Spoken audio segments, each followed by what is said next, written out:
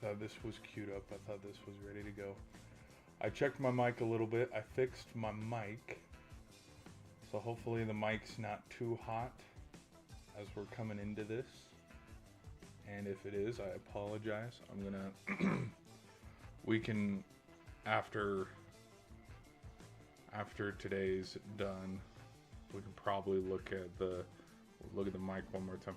You know, all things considered, I'm surprised how much Idaho is holding in with Houston. It's only 16-12. Now, it is very early in the game, and Howard probably thought the same thing too, because that game was closer than we expected at halftime. Howard did compete somewhat with Michigan, but then Michigan, I believe Michigan's the first team, because we had a couple firsts as well in some of these games. We had the first team hit 100 points. That was Michigan. And then we had our first overtime game, VCU in North Carolina. Look, I know technically speaking, the first four is also well, neither of those teams hit overtime. What about... Yeah, okay. So it was. I'm surprised they didn't even talk about it. I do know the stat that they talked about when they brought up VCU and North Carolina. They talked about how neither team had played in an overtime game, which I thought was actually kind of funny. So let's do that. And let's see if... Here, let me turn that down just a titch. So it's not too loud. Don't want to be too loud and overbearing. But anyways, guys, glad you are here. We got to go over some of the middle slate games. This afternoon, we had... since the last stream, 1, 2, 3, 4, 5, 6 games wrap up. So we can talk and go over those 6 games. If you guys like college basketball stuff, be sure to hit that subscribe button. I've made a couple videos here and there in between, just because it's been fun to watch these games and just kind of watch how things play out. Let's talk about the VCU game real quick against North Carolina. At one point, oh my gosh, look at this little graph here, dude. Look at this. A 98. Did it get any higher than 98.4? 98.9. 98.9% chance of winning. Dude, I love these graphs. That is insane. Yeah, North Carolina, they're going to feel this one for a while. I think, and I wouldn't even be surprised, is this a fireable offense for North Carolina's head coach? I don't know. That's a huge overreaction. I know that's a huge overreaction because we're like, it's fresh off the loss. But like, you know how college basketball is, college football. It's like, it is a winning thing where if you're not winning, you get fired. Like, for example, because I didn't know this until literally seeing the pregame. For example, Fran, the head coach of Penn, I had no clue he left Iowa. No clue. Because lots of people, when they talk about their brackets, when people look at a 3-14 seed upset, everybody picked Penn in that category. And it's like, what is with the... And then it's like the tenure, if that's the term I'm looking for, because Fran used to play there and now he's coaching there. And so I was like, okay, that makes sense. I can see why people pick it. Which I had to look it up because I was like, who is this, bro? Like, why? Hold on, let me look it up real quick. Hold on. Stay with me. Hold on. It's... Whoa. Oh, no, never mind. I thought there was a fight in the NBA tonight. What?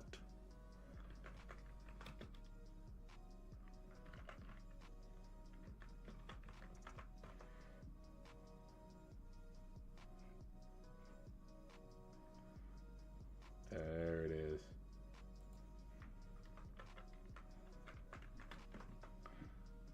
There it is. The legendary. Look at this. Because I had to look it up. I was like, I don't like his face looks familiar. I didn't know if he was the head coach for,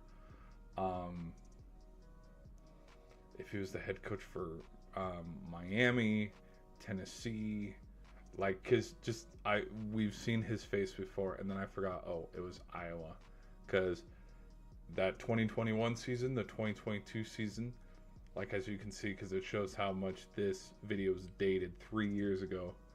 Like he's a pretty good coach. Like he's been there forever, and then for him the stare down. I posted. I remember I posted a meme about this forever ago. Forever, because again, this is a 3-year-old video. Like this video is old. Anyways, but I don't. Back to go away. Back to this collapse by North Carolina. I don't think it would be a fireable offense, but I don't know. 19 points is 19 points. And I kind of touched base on this a little bit and made this comment about something tells me that when the committee made their schedule, something told, like, there was just kind of this feeling that I had where they probably knew that Wisconsin would have their hands full against High Point, and that's why they picked those two teams to go play each other. Because again, like any selection committee and stuff, we don't see the behind the scenes, which I think that would kind of be a cool introspect to like see, like watch them go over, like right after Duke won the ACC championship, all of them being like, yeah, Duke's the number one overall. We're going to have Duke be the number one.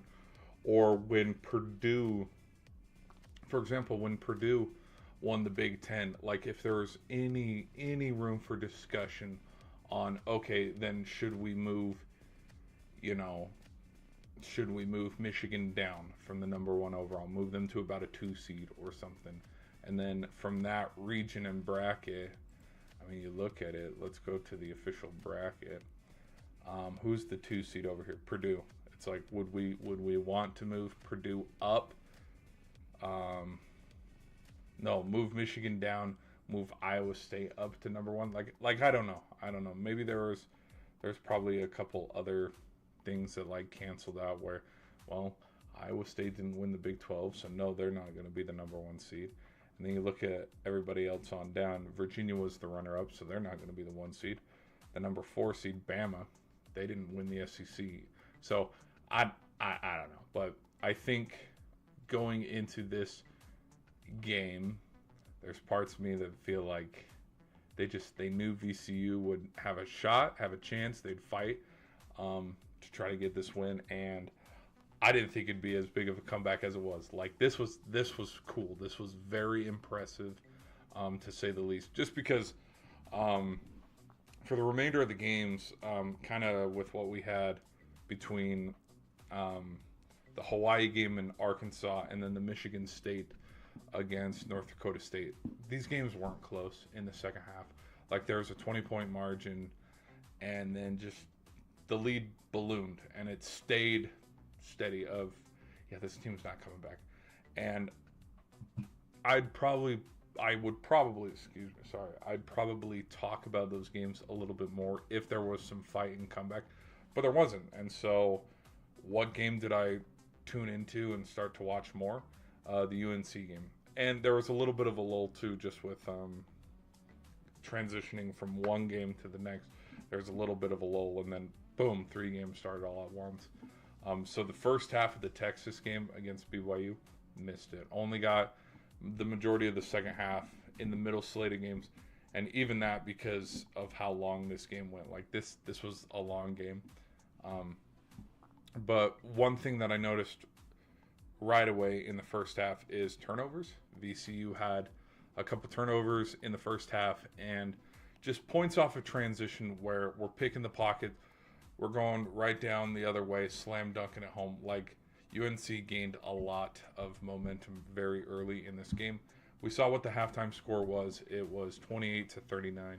You can see that here. And then I think some other big things that helped VCU be able to get back into this game. Look at the 3-point shooting from North Carolina, 8 for 29. Kind of you can argue this was kind of the same where with the Siena and the Duke game, where the shots that helped Siena get the lead were also the shots that they missed to help Duke get back into that game. What else? But some things that I wrote down here. They started to mount a comeback a little bit around the 61-47 mark. And again, just kind of like the Duke game. Like it was out of reach, but kind of close enough. Or if I move my little slider here, or around 6 minutes to go, under 6-ish minutes to go, where it's still over 10 points. It's still, because at one point there was, like a 12, no, what started it was the 9-0 run, my bad. So we're under 5 here. Let me slide the little cursor here. So the rebound, the foul, the missed 3-pointer, and then the and one by VCU.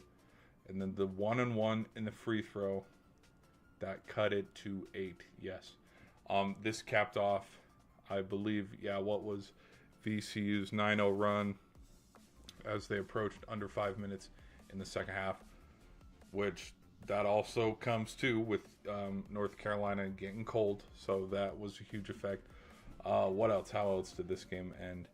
The 9-0 run actually then turned into a 12-0 run because at that point VCU had cut the lead down to 72-70, which that's probably going to be right. Yep, right here. 72-70, where UNC still had a 70% chance of winning. And then there's the +2 by Terrence Hill, which, by the way, Hill played phenomenal. He played freaking phenomenal. Good game. Which, bench player, just like Dante DiVincenzo, just like, I think Chris Jenkins was a starter in the national, never mind. But, bench player with, oh gosh, how many points did he have? 34. You gotta be kidding me. And it's like, wow, good job. Guess what? We're going to bench you next game to get you in that mental psyche because, hey, we got to go beat, who do they play next? Illinois or Penn, which, with how VCU played today, I'm still, either way, the winners of these two games and then this game, I still picked Houston to be the team that sits here and plays Florida. I had that as a rematch just because of last season. But so then we have Hill Jr. making another 3, another clutch bucket somewhere around this mark. And then the very end of the game, this is how crazy the very end of the game was, is there were 28 seconds left, and VCU, both of them, like UNC, either VCU missed a free throw. The way I wrote this is kind of like chicken scratch. Under 10 seconds. What the? All I know is that there was no, that was the very last possession. VCU rebound, and then UNC 5 second. Like, I know the UNC 5 second was after there was a free. Yeah, okay. Yep, that's what it was. So UNC took a free throw shot to make it probably either 75-76 or 73-76, something like that. But he missed the free throw, and then it went off of one of VCU's players. And again, we're under 10 seconds, so it's like, okay, game's over, whatever. And then, but then when UNC tried to inbound it, they got that 5-second violation. And so then it went back to VCU. Hill just had a quick bucket layup to tie it 75-75. And so then, yes, okay, it's coming back to me. Because this is what the whole final minute of the game in real time probably took 10 minutes. Because both teams were taking timeouts. There was a commercial break, I think, in the middle of it as well. But,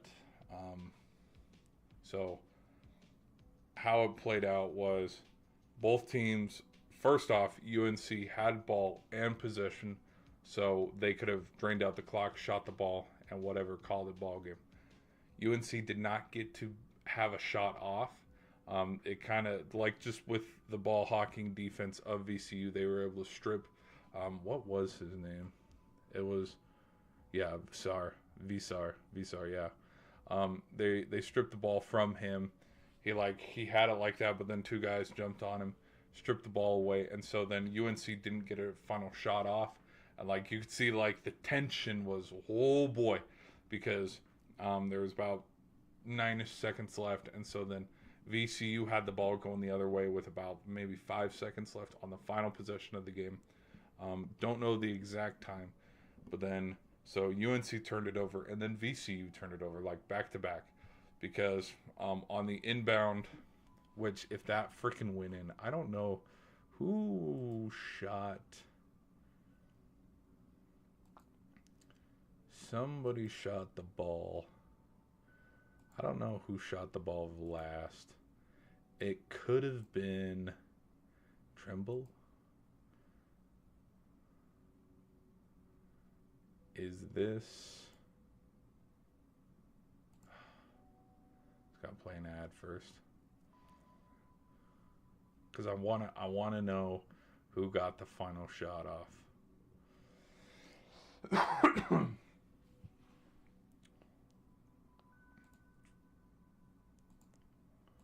Somebody, yep, here it is. So then there was the pass in, intercepted, and then number 7, yeah, that is Trumbull. And then he gets the shot off. Everybody just paused, missed, no good.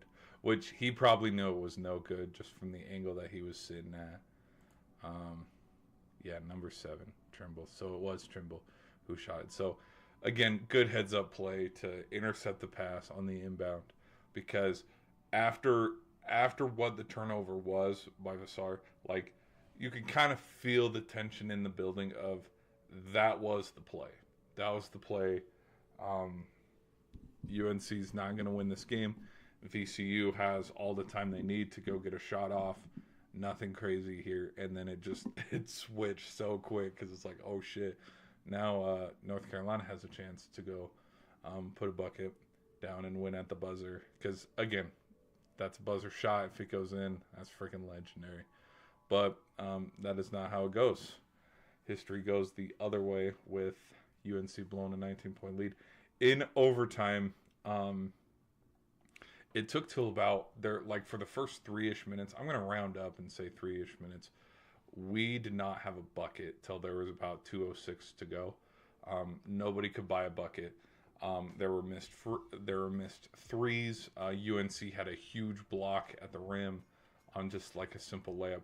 The first one that started scoring would, you guessed it, Hill Jr. He had a huge 3. And then there were some free throw attempts, though, by UNC right after. And so then the game was tied at 77 again. But then with how the remainder of the game went, Hill hit another 3. And then just that is what it is. Time ran out. Because at that point, I don't think they did anything too crazy. I think it was just kind of like a possession, and then again, both in overtime, both teams were shooting it, which I don't know if it has any overtime box score and no team stats in overtime, no recap.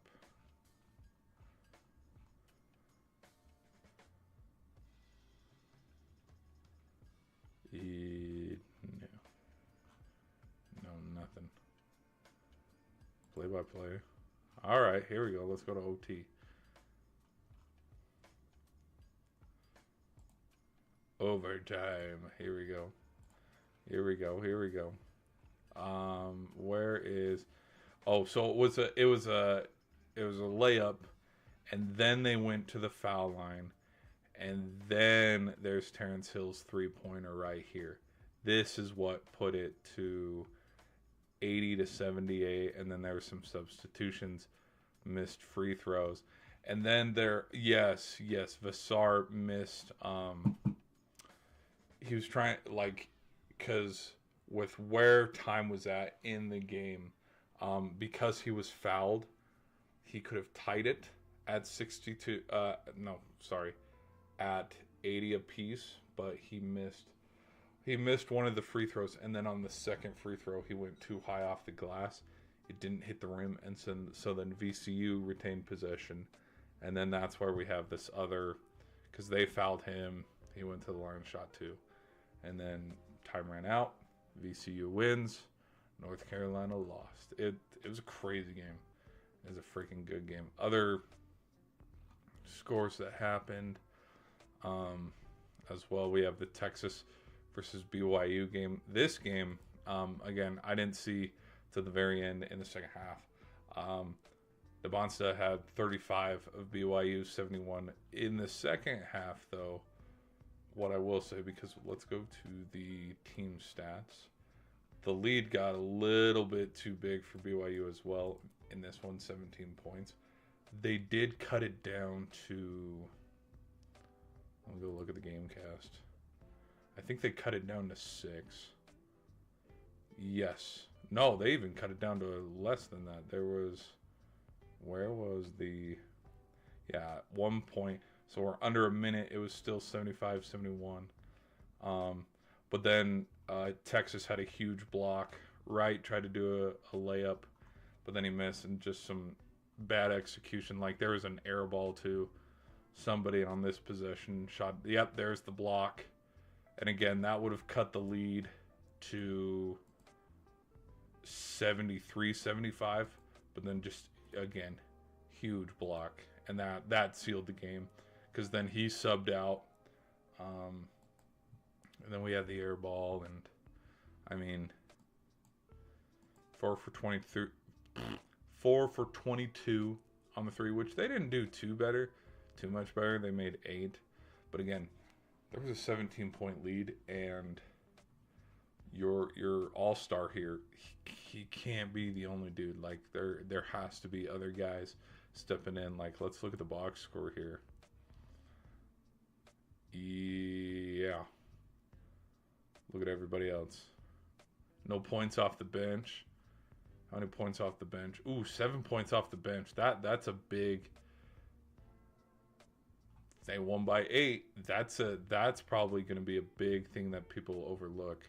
7 points off the bench. BYU 0 points off the bench. Only 2 players in double digits. Keita, Davis Jr., and Caustic. How many players in double digits? Ooh, 4. 4 players in double digits for Texas. Yeah, that. And again, I think I'm not gonna shy away probably from this hot take. I really think for both of these games right here, let me go, as cool and as historic as it was for both games, if Richie Saunders is healthy, BYU wins this game. And I can say the other thing for North Carolina as well. I really, because again, we are to the point too, and also probably bad play execution too and play calling, where, I mean, Thornton, not your biggest points guy for Ohio State. Maybe that, which I know Ohio State had a look there at the very end of the game, but maybe that comes down to play calling. I don't know. But we've hit that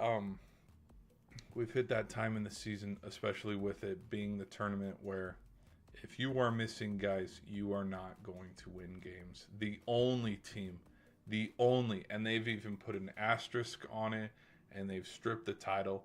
The only team that has been able to win the national championship with a significant injury of a player was Louisville back in 2013. That is the only team. Every other team, like, they have a guy go down with injury, they're done. They swiftly find themselves out of the tournament because teams pick apart at that. Like, we're going to find out pretty soon here when Texas Tech plays Akron. this I didn't see it at first, but now as we're seeing a couple teams, I still think they can beat Akron. I don't know if they can beat Alabama in the next round, but Texas Tech could be that team that finds themselves, whoops, we lost a game because they had some injured guys. Now, yeah, we'll just see. Hey, anybody want Hooters? There's a 10 shrimp. Hold on, I gotta see this deal. No, where'd it go? Shrimp and fries for $9.99. 10 shrimp and fries for $9.90. Dude. Anybody want Hooters? Let's go get some shrimp, please. Shout out no free shout outs. Honey walnut shrimp from Panda Express. Thank you. Shout out no free shout outs. If you get that fresh, oh my gosh. It is divine. It's divine. You guys are gonna start making me say the F word up in here. It's fucking divine. Texas A&M against St. Mary's. I did not watch this game at all. The only thing I saw out of this was there's a little scuffle at the end. Someone was talking crap on the Aggies team, and then a player from St. Mary's tried to grab him. That's the only thing I saw out of this game. I will admit, I did pick St. Mary's in this one. But again, when you look at the bracket, hold on, let's go to the bracket here. It's a little easier. Let's go view the bracket. Let's go here down to the bottom. Again, dude. Idaho was only down by 6, and now they're down by 22. Houston is just laying it on them. But Penn's keeping it within 10. All right. But I didn't think it didn't matter who won these games. Houston was going to be right here. St. Mary's, to me, St. Mary's is St. Mary's, Illinois, Clemson.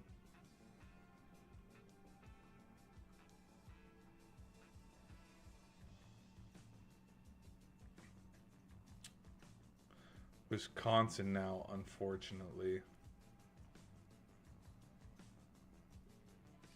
I'd throw Wichita State in there as well.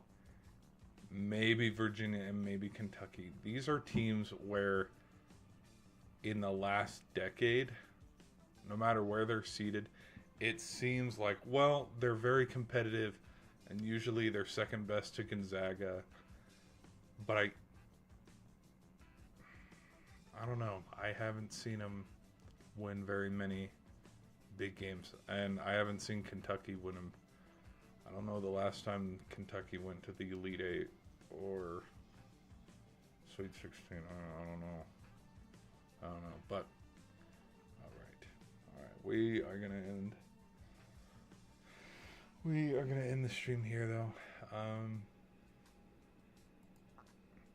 Because we are reaching halftime at, oh my gosh, Kennesaw State is leading Gonzaga 18-17.